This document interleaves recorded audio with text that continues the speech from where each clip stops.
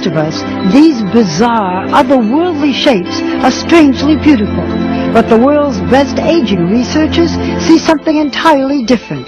They see the answer to possibly the most important and complex question of all time. Dr. Sinclair, as I look here, I'm seeing very cute little colored cubes. Well, these little cubes are actually the protein in our bodies that we believe controls the aging process. If he is right, Dr. David Sinclair has found one of the genetic keys that will reset our biological clocks. I think we've passed a turning point in our understanding of the aging process. How did he discover these proteins? This looks like a barcode, but it's really a map of our genome, the blueprint for human life stored in every cell in our bodies.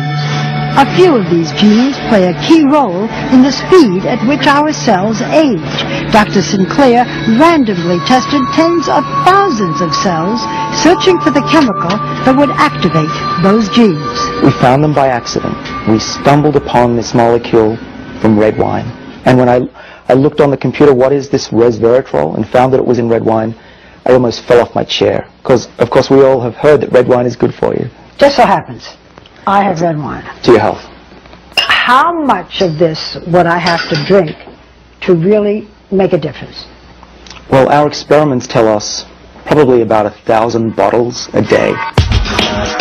So that was not the solution.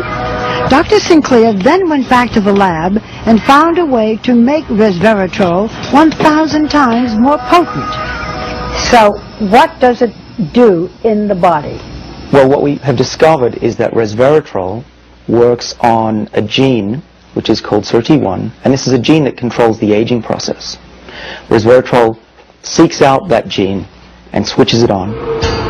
And with that gene activated in the mouse on the right by a high dose of resveratrol, she quickly turned into a mini Olympian, running twice as far as the untreated mouse on the left.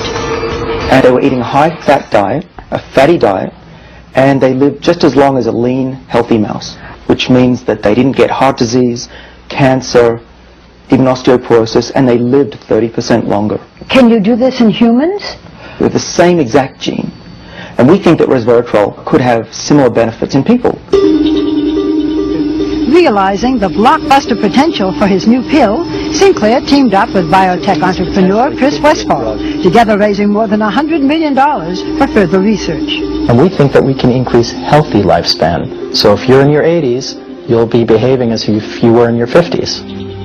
In the first human trial, a form of resveratrol successfully treated type 2 diabetes, one of the major diseases of aging. If everything goes very well, we will seek regulatory approval from the FDA in the next 5 years. I think a lot of people will say you're raising expectations. This can't possibly happen. My answer to that is, I agree, but it's true. What else can I say? Aging is really a set of diseases, and if we slow them down and cure them, people will live longer, healthier lives. And you're talking especially now about diabetes and Alzheimer's? So the major killers of Western society are exactly the diseases that should be able to be treated with the drugs we're developing. Well, you know what, Doctor? Cheers. Future.